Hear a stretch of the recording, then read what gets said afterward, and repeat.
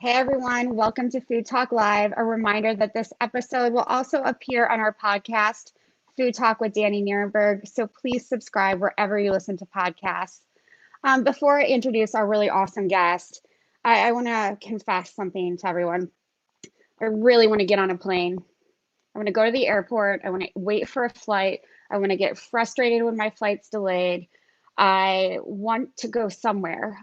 Before March 13th, I was on a plane nearly every week, traveling to places exotic and not so exotic. And, whether it was to speak at a conference or moderate a panel or talk to farmers or food tech experts or judge a food and agriculture competition, I traveled about 200,000 miles last year on just one airline. And I'm not sure how many how many more miles on other airlines. And even though I know my carbon footprint has a really special place in hell, and we try to offset as much as possible, and I don't own a car and I don't eat meat, I think that's one of the silver linings from this. My carbon footprint is going down, but I still miss traveling, and I really miss seeing people in person who inspire me. I miss standing in fields with a farmer while she tells me about what she's growing or the challenges she's facing. I miss being put on spot on stage. I miss putting people on the spot on stage. I miss being in the same room with people who are much, much smarter than me. And the things that they're doing to solve some of our most pressing food and agriculture and environmental challenges. So I kind of miss it all. But that's why I'm so grateful for these Food Talk Live casts that we're doing. They're really kind of selfish. And I think we dreamed them up so that I wouldn't go crazy during this time. You definitely want to keep it highlighting and putting a spotlight on innovative people doing amazing things in the food and agriculture world during COVID-19. But it's also my fix. It's what's keeping me again really sane. It's a way to interact with a world that I miss, and that I hope never goes back to the way it was. I hope this is really sort of a watershed moment, that there is a new normal that is going to be better for all of us. I'm hoping we figure out during this time where we're not traveling, where we're more sort of reflective, that we figure out ways to produce more nutritious food, that food workers are guaranteed, not just better wages, but healthier lives, that they're respected, that farmers are honored and get the resources that they need to do their jobs better, that we grow food using regenerative practices, and that we have a food system that's really based on joy and equity and accessibility and affordability and tastiness, and a real food system, a real sustainable food system, one that really works for everyone. So I'll stop ranting for now. I want to thank everyone for indulging me, but these are just some of the things that go through my mind when I can't sleep at night. And our guest today is somebody I could always count on to see at least once a year, if not more. We would have been in Italy this month at the Seeds and Chips Global Innovation Forum. Victor Friedberg is the founder and chairman of Food Shot Global, which aims to use technology and connect people and ideas while advancing the global food system. He is also the co-founder of S2G Ventures, and he is a thought leader on food and agriculture issues around the globe. He's also one of those people who's much smarter than me that I used to get to talk to a lot more. And he's a serial entrepreneur, a serial social entrepreneur, and a VC, and someone who's really, really changing the world and who I respect and admire a lot.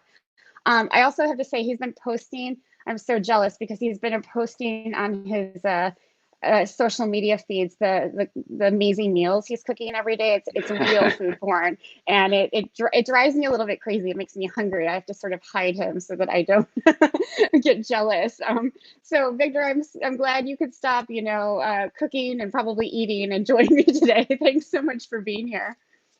Well, always a pleasure to join you. And I share, the missing of seeing you around the world. That's generally how we both live in New York, but we see ourselves more in different cities around the world. And I just want to thank you in this time for, keeping this community, together. And keeping us collectively sane as well, and connected to the people that we're inspired, by. I saw your interview with Dan Barber, and it was great to see him and hear how he's thinking about the world. So yeah, it's been a great series. Since you've last seen me, my hair has gotten quite a bit longer, and Mine you. too. And as you acknowledged, with my cooking obsession these days, my waistline's gotten a little bigger, but otherwise I am the same. So good to see you. Good to see you too. So I want, if you can, for you to give our viewers and our listeners sort of an overview of Food Shot and what you're trying to do with this initiative. Sure. So, I think, I obviously came from the investment side. So, co-founded S2G Ventures. The idea, in co-founding that fund was to think about investment into food and agriculture from a systems, perspective. So how could you put a soil to shelf investment, strategy together? If the changes that we were, envisioning, around improvements on the food system, which was doing a good job in regards to convenience and affordability and abundance, in the way we thought about it at that time. All of these new attributes that were being valued around health and wellness, around traceability, around functionality, around personalization. All of these new attributes were really changing with the consumer, and were having ripple effects on the system. And so it seemed to me, from an investment standpoint, that you had to make those investments across the board, because you couldn't just have momentum, brands driving the change. Those brands had to get ingredients. Those, ingredients need to be manufactured in a different way. Those, agricultural practices had to change in order to get the nutrient density that they might need in order for that brand to, sort of succeed. So food was a system, and that system was going to change, radically. That was the thesis for S2G, and certainly if you look at the S2G portfolio, it represents, that approach to investment. You have agricultural input companies, biopesticides. You could have protein ingredient companies. You could have CPG with differentiated supply chains. You could have restaurant and retail investments, and then everything that we understand as food tech and ag tech around food safety, food verification, food waste, and the like. In the world of venture capital, it became clear to me that venture capital is an incredible tool for change. And certainly the portfolio S2G is doing amazing things with those companies. But venture capital is just one tool in the toolkit, and it's one voice in a broader choir, I guess, needed for systems change. So Food Shot Global started as an idea of, could we get a broader conversation going, bring more voices into that conversation, and then, use investment as a tool to accelerate system change in food and agriculture. So could you create collaborative partnerships with universities, with foundations, with banks, with funds, with other nonprofit organizations like Food Tank, to get a richer conversation going? And then could we then think about what problems are we actually trying to solve? In the rough and tumble of venture investing, sometimes you can lose sight of that because you're focused on the deal, or you're focused on the mechanics of investment and pipelines and diligence and legal reviews. And so I thought it was interesting to put an organization together that could take a collaborative approach to food system change, multi-stakeholder, start with the problems first, use that group to help identify what are we trying to change, what are we trying to move the needle on, and then to deploy capital in an innovative way. So it wasn't only going to be about venture capital, it was going to be around uh, grants and non-dilutive capital. We could use debt instruments where that was applicable, but mostly it was, could we use this group of partners to really swing for the fences and go for more high risk, high reward, high impact investments, and to use these financial instruments to sort of catalyze that change. So Food Shot got embodied as an organization in those ideals around collaboration, around long horizon investment, around high impact, high risk, high reward investments. And so now we have 24 partners from universities such as University of California, the Innovation Institute for Food and Health at UC Davis, Wageningen University just joined in the Netherlands.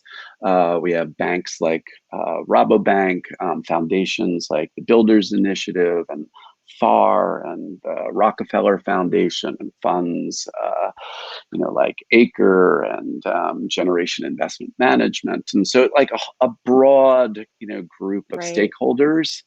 And so each year we look at one area we're trying to focus on and to create a framework around and to invest into.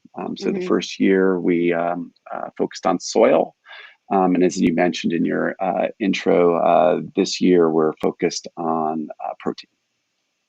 So exciting. And why the name Food Shot, Victor? It holds a lot of significance. I think it was more around, this high risk, high reward, high impact idea, and kind of more swinging for the fences in that, in that moonshot or, earth shot, sensibility. And, it was I like the sound of it. It was a good name. The URL was available. Always the most important thing. So. No, it's great. It's inspiring. You mentioned this idea that, we're not always solving for the problems that need to be solved, especially sort of in the venture capital world around food and technology in particular. And that's something that's sort of frustrated me for a while.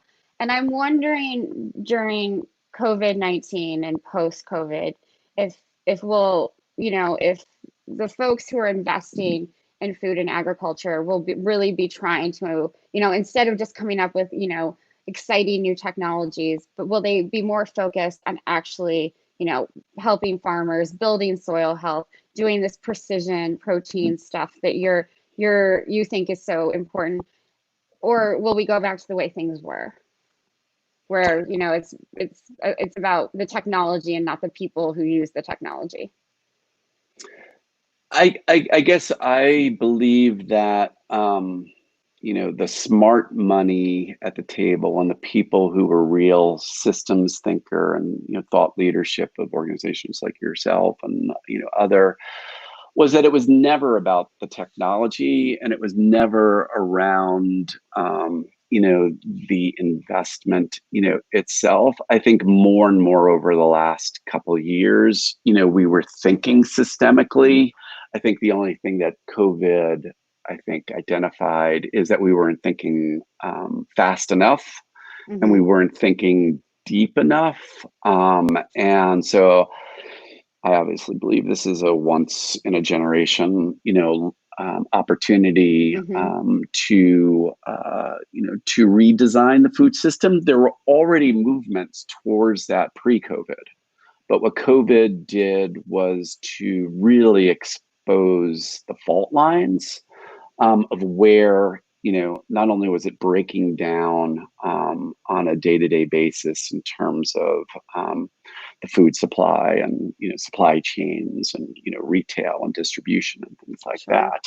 But I think the big lesson from COVID thus far is there were decades of breakdowns in the relationship of food to health and wellness that got exposed in terms of the data, in terms of not so much the infection rates. I think I think COVID is pretty indiscriminate, from a biological standpoint on, who is on the front line. Certainly what you do for a living, where you are in the country, that does your color, your color, the disparity in all of that. But I think from a biological standpoint, clearly, higher rates of obesity, chronic disease, heart disease, all of those things,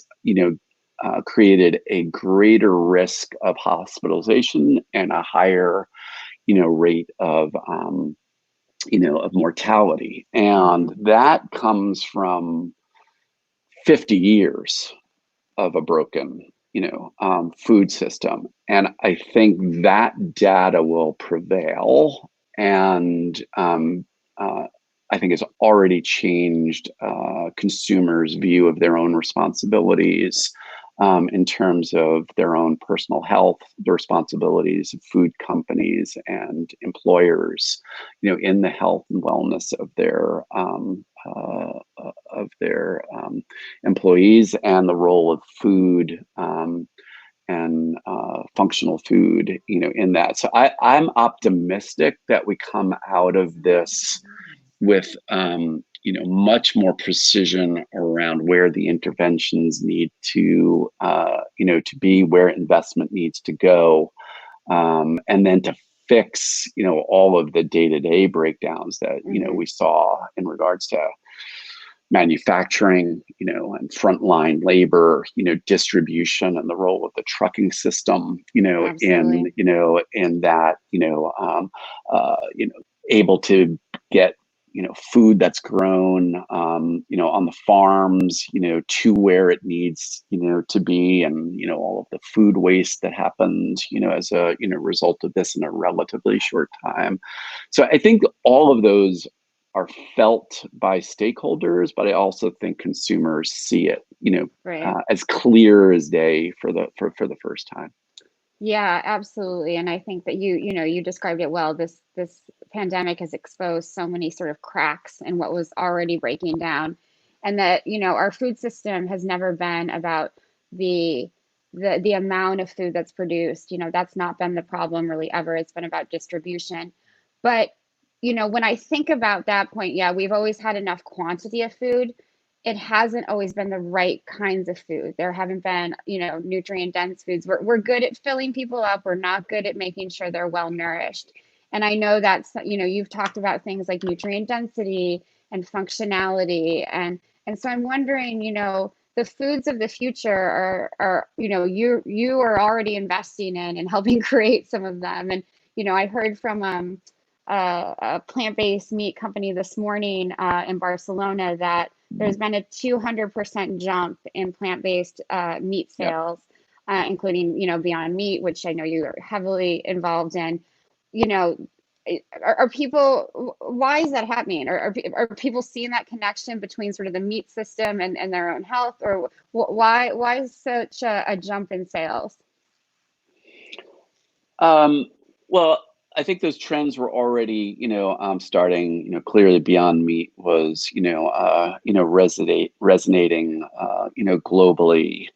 I think, when COVID hit, um, uh, I think a look into your eating habits. You were going to be quarantined for some time, and now you were kind of responsible for a balanced, sort of nutrition, and keeping your families or yourself, healthy, And so if you were curious about, plant-based, foods, before, you certainly now became, more interested in it. So I think there's an uptick there. I also think part of it had a lot to do with hoarding, and I don't want to underestimate, that. And I think what the industry is trying to figure out now, coming out of this, kind of fog of war, on COVID and our food system,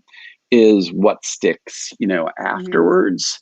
And so after the hoarding is done, and after more normalized cadences on, buying and, baskets and diversity and the like, I think, clearly, when you have announcements from Tyson, about the meat supply chain breaking down, that is going to get your attention.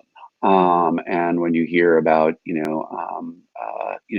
meat companies on the processing, side, having issues in terms of frontline workers, being infected, and you're thinking about your meat supply, and it's coming from factories and what's going on in those factories. And I think that brought some concern, and maybe that was translated into into the spikes for plant-based eating. But I was just talking to Ethan the other day, Ethan Brown, the CEO for Beyond Meat, and part of the, not reminiscence, but in the early days of Beyond Meat. And so I led the investment for S2G into Beyond Meat in 2014. And this idea of a plant-based meat world, even within the context of a flexitarian perspective, seemed very distant. Like it was a North Star, but it certainly wasn't, an organizing principle. And he's certainly making the case that if that world was ever, in a position to be more realized, it's more realized, today. I think there's some truth to that, but I'm a firm believer, and certainly for the work that we're doing on Food Shot Global, on sort of the precision protein, and I want to get to that because it really does address your question more directly, is that there is a role in meat production that is more attuned to what consumers are going to want around healthier access to protein coming from their meat. Not all meat is the same. There are companies that are doing work like a New Food Collective, Gina Sudigan's, startup that's, kind of part of the Applegate, Hormel world, is really starting to think about regenerative, meat systemically and regionally. That's very interesting. Right.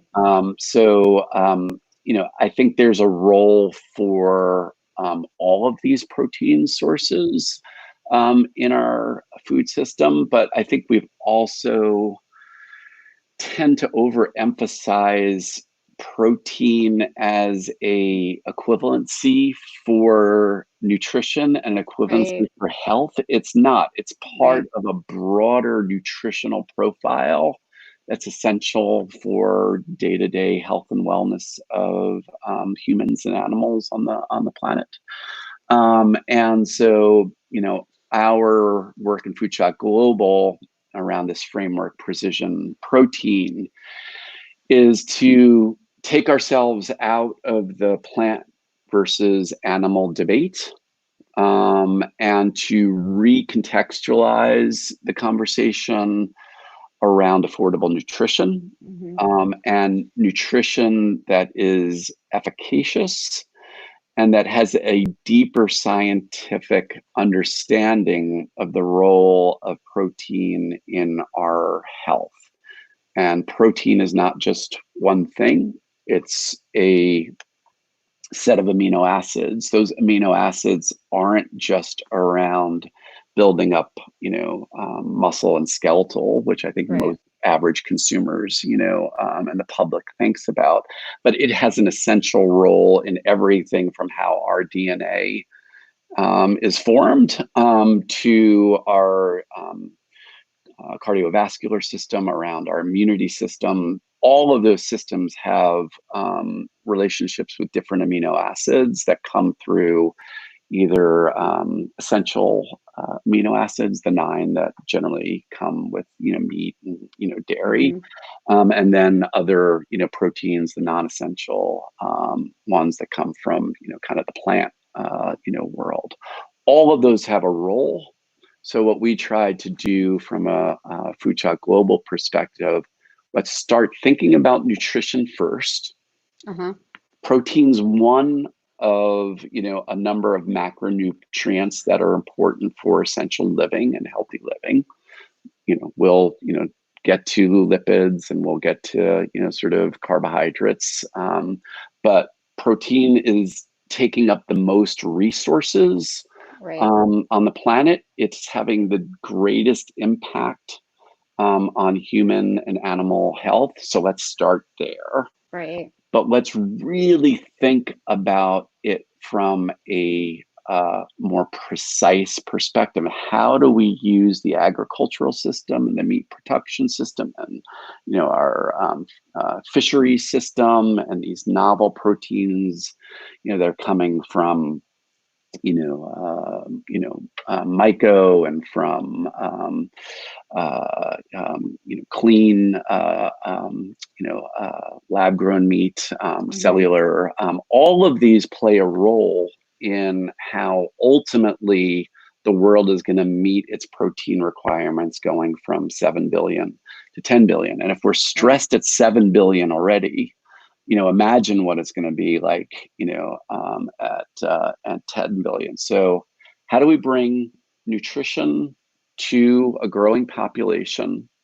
How do we distribute that effectively? How do we democratize it? And then how do Right. we get smarter around the nutritional profiles of those proteins and what they do efficaciously within the body? And the last thought I'll do on the precision part before you can ask some more questions is that we are not just one people. We're in different life stages, so our protein needs as an infant are different than they are when Absolutely. we're a child, different than we are when a teenager, as an adult, and elderly. uh, Genders have Hmm. different requirements. Your personal profile in terms of are you pregnant, are you battling a chronic disease? All Right. of these things play into our protein needs, and we need to drill down in those in order to understand how we better grow protein, Hmm. how we better farm, Right. protein, how we better process and produce it, because we lose a lot of protein density in how we, produce and process. A Hmm. lot goes to waste. So Hmm. how do we look at this entire system from science to production to processing to personalization in an Right. entirely new way? And that's sort of the framework for our precision protein portfolio. It's so exciting. I have some thoughts on that, but we have a question from a young farmer in Grinnell, Iowa, Tommy Hexter, and he says one of the biggest problems we have here is we have corn and soy elevators, but no real food processors. We cannot build a resilient food system here without sustainable, cost-effective processing. What would an ideal vegetable slash meat processing facility in a small town look like? Scale, diversity of foods produced, etc.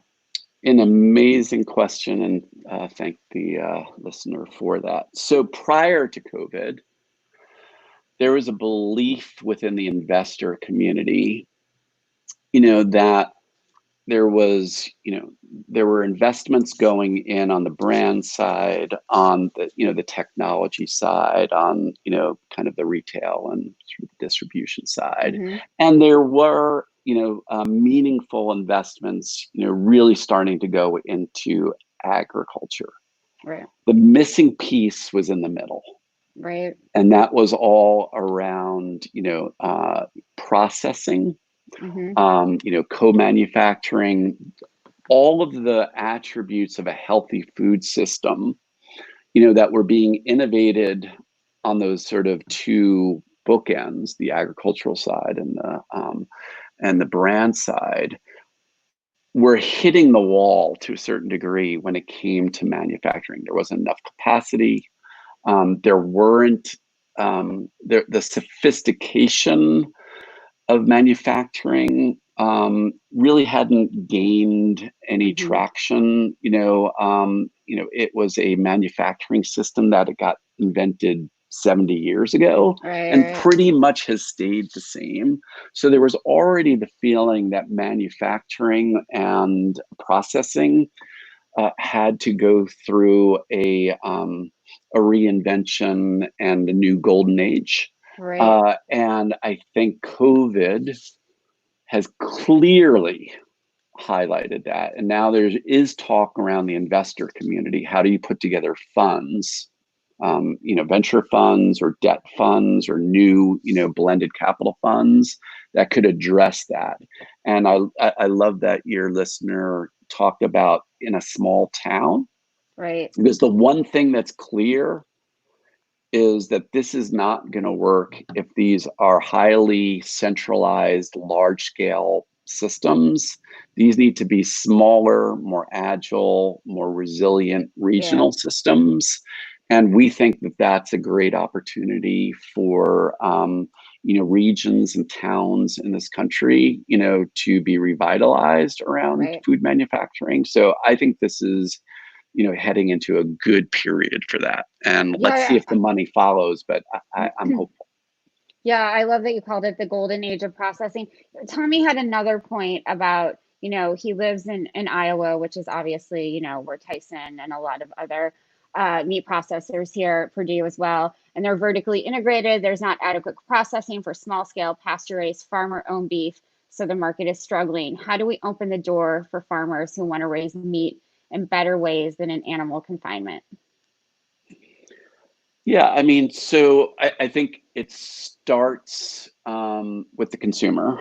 Mm-hmm. And I do think everything that's being asked now about, where do things come from?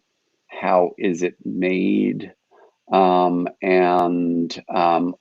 what is it doing for me? Is the driver for that change. And I think Right. that's happening. I think the educational piece around that has to be, built up because, whether it is regenerative, meat production, what does that Right. mean? How do I understand that as a consumer? There's obviously a phase where, that has to be done.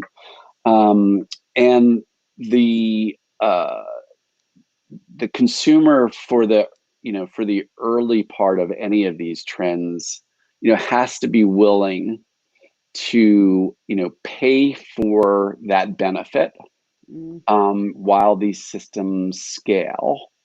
And the way that a lot of the economics is starting to be thought about is, could you reward through some upfront dollars the transition piece of this, and be able to, whether it was to regenerative practices or, organic, could you front load some of the investment into there, but in exchange, you get these offtake agreements where Mm. the farmer feels secure that, okay, I'm being helped on the front end Right. on the investment side, Right. I am giving up a little bit of upside, in terms of an open market of what I Right. could get, for this per pound. But what I'm getting is long-term security and gives me ability to, build up equity, in the Hmm. farm, be able to then access credit and, do some of those things and expansion themselves. So I think those pieces have to, come together. I see, signs of that. Like the work Gina is doing on New Food Collective, I think is a great Hmm. example of that. She's doing something super innovative, which is really to start to think about carbon credits, Right. and a system for the trading of those carbon Hmm. credits to help those farms, kind of absorb some of those transitional costs. So, some of the ideas being floated around.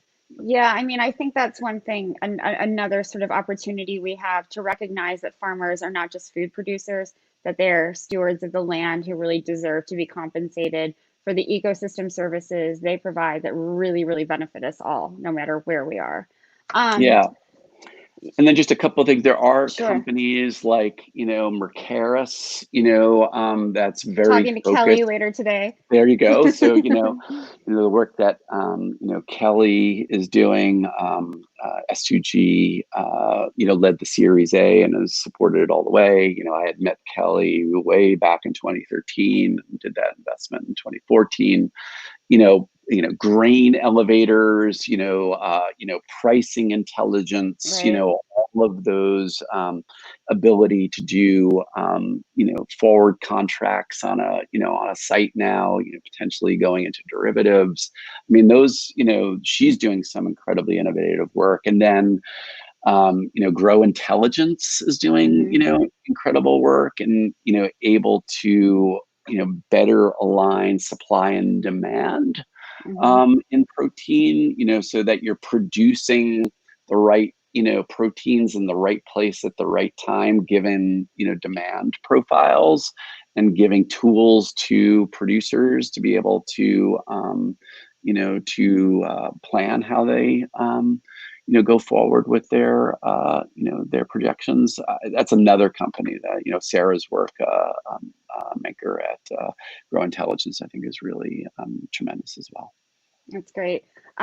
Before I ask our last question, because I've kept you on for a very long time now, and I apologize, I want to note that you said a couple of things that I think are really important to reiterate. That, this idea of not all meat is created equal, and we're not in an either or situation where it's all plant-based meat or all, real meat, I guess, animal-based meat, and that the end product of that is that we want to have affordable nutrition for everyone, and we want to Yep. have systems in place that, like you said, are regenerative, that help build soils. And so that, this is not put farmers, I'm very attuned to the fact that I don't want farmers to be blamed for anything. Farmers are doing their best right now, especially whether they're big companies, they're working with big companies or they're family farms. And so, this is not a way to pit, animal farmers, animal production farmers versus the plant-based folks. This is a way to create opportunities for everyone that are good for people on the planet. Yeah, and I just say, adding on to that, if the general public and policymakers and investors and everybody, who's living this COVID experience every day does not have, a not only an appreciation but a, a complete reverence, for farmers, for frontline food workers. They are on, the front line of this war. Right. And every day, I mean, I was already dedicated to them, but I have to say, I have a whole new level, of, not only appreciation, but admiration and Right. affection, for those people. So whatever system gets designed, from this point on, those people, need to be rewarded, and more greatly appreciated. And they've been the difference between chaos and order in the last 3 years. So I just want to do a shout out. Thank you to all of them. Well, thank you, Victor. My last question was going to be who inspires you the most, but you just answered it. And I think, the respect that we all now should have for farmers and farm workers and the truck drivers who are distributing food all over the country, the people who stock store shelves, the people who are working as cashiers. These are all people who are putting their life at risk every day for us. And it's, if these are before this, these were people who were not treated that well, and if we if we don't treat them well after this, I don't. Shame on us if we Right. do not get this right coming out of this. I Absolutely. agree. Victor, you're one of my favorite people. I'm so glad you could be on today. And as well, so good to see you again. And soon we'll be on a plane together and Drinking enjoying Negroni food somewhere. in Italy. I can't wait. Take care. Thank you. A reminder that this episode will also be on our podcast, Food Talk with Danny Nierenberg. And please join me back here at 5 p.m. Eastern Time when I'll be talking to Kelly James, the founder and CEO of Macaris. Thanks, Victor. Stay well. Take care. Bye. Thank you, everybody.